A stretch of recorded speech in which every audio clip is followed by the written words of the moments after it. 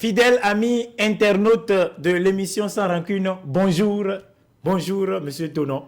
Monsieur Kasseye. Mais aujourd'hui, là, tu es en mode pagaille. Ah ben bon, un peu de pagaille n'a jamais tué. Samedi sur dimanche. Bon. Tu as même la tête d'un bateau, là. Non, il faut laisser ça. Et c'est sans rancune. Voilà. Monsieur Tonon, Oui. le président de la République, Oui. au cours de sa tournée de reddition de comptes, affirme dans un style un peu, je dirais, comique, que le régime précédent avait tellement posé de premières pierres que les collines de Dassa sont presque terminées, finies. C'est pas presque, c'est fini. Ah, c'est fini. Ah, voilà. Au point où, à Cotonou, ici maintenant, on se cogne les pieds régulièrement. Et on a fuck, bah ouais. Surtout le gros pouce là. Oh là là. J'en ai tellement cassé que... Moi, je suis allé à Daza. Oui. Et j'ai remarqué que c'est seulement à Savert, les 3 mamelles de Savert là, qui ont été laissées. Ah bon? Tout ce qui reste là, il y a tout cassé.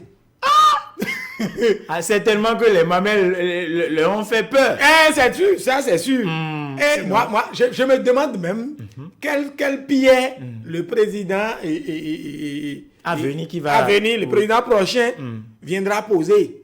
Ah, Si tout est cassé déjà. c'est une situation préoccupante. Actuellement, lui, il est encore là. Donc, moi, je vais lui demander simplement de replanter d'autres collines pour permettre Pour aider celui qui va venir de poser d'autres au moins d'autres pierres. À moi, planter les collines. Donc, un reboisement collinal s'impose. un reboisement collinaire. Un collinaire. Mais ce serait un peu difficile. Hein. Et non, pas avec le régime Planter des actuel. collines. Le régime actuel, moi, je les connais. Ils sont capables de tout. Ils peuvent même déplacer des montagnes rapidement.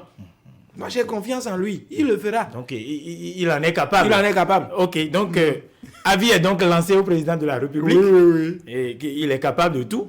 Donc, il n'a qu'à faire quelque chose pour que les collines qui sont manquantes actuellement reviennent à leur place. Et c'est sans rancune. Sans rancune. Ayant pris 3 ans au tribunal de première instance de Ouidah, Oui. un vendeur de portefeuille magique risque désormais 5 ans de prison après avoir interjeté appel.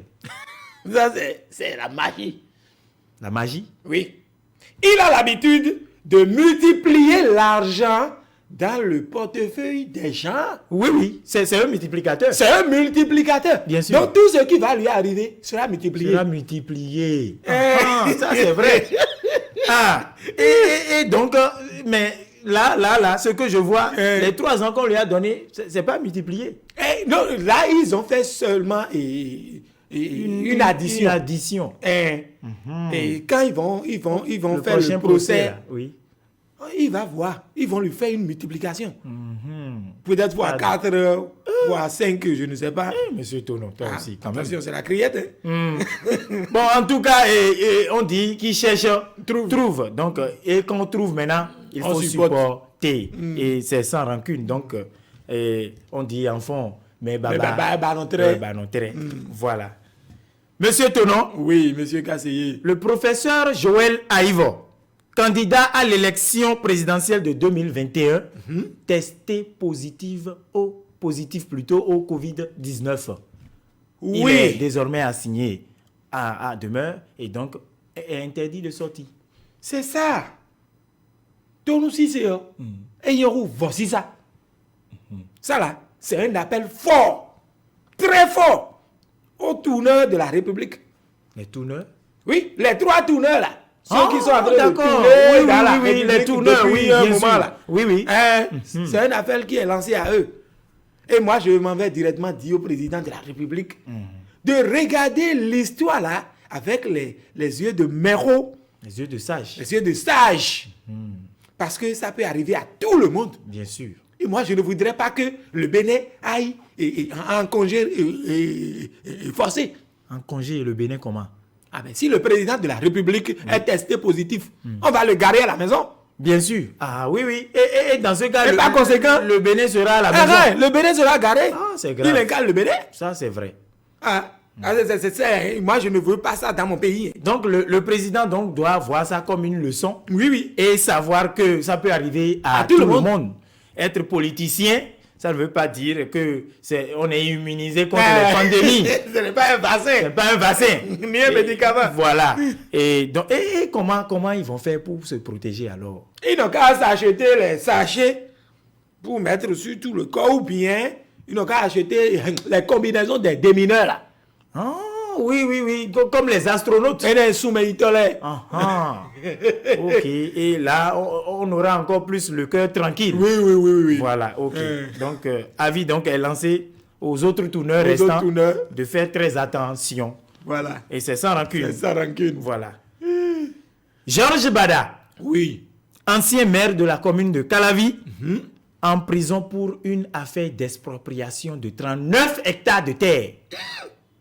39 hectares. Bien sûr. Il a été picoré. Picoré? Moi, je dirais plutôt qu'il a été avalé. Non, il a été englouti par 39 hectares de terre. De terre. Là, c'est énorme. 39 hectares de terre engloutis dans ça. Là, je me demande comment on peut encore refaire surface quand... Attention. Dans ça, là. Et justement, il est malade, en prison actuellement. Sa santé est détériorée. Et certainement, d'ici là, une évacuation sanitaire va s'imposer. Une évacuation sanitaire. Il faut dire les mots justes. Une évasion sanitaire. Évasion sanitaire. Qui est bête? C'est une évasion sanitaire. Qui se prépare? Parce que je vais accepter de rester à Miserete pendant des années. Oui. Je préfère aller me coucher sur un lit d'hôpital en Europe. Même en étant menotté.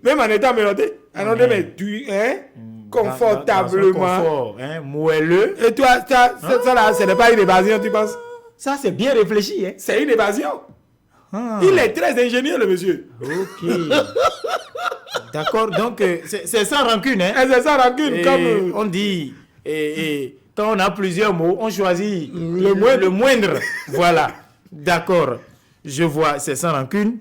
Et monsieur Tonon, oui. Avant de finir cette émission, oui. Je compte à dire à nos internautes que depuis une semaine, nous attendons toujours la liste des candidats qui devaient envoyer leur taille ici. Voilà. Les loubi-loubi. Voilà. Donc, jusque-là, nous avons enregistré seulement une seule personne. Oui. Et la taille est de 1m20. 1m20. Et il reste, j'en connais. Ah bon? 45 cm. 45, ouais. Il faut venir. Alors, ça veut dire que rien n'est encore fait. Rien n'est encore fait. Donc, nous attendons toujours les dépôts de mesures de taille pour pouvoir, puisqu'on ne compare pas une seule chose. Non, jamais. Voilà, donc c'est toujours ouvert. Oui. Et nous restons la main tendue. Voilà.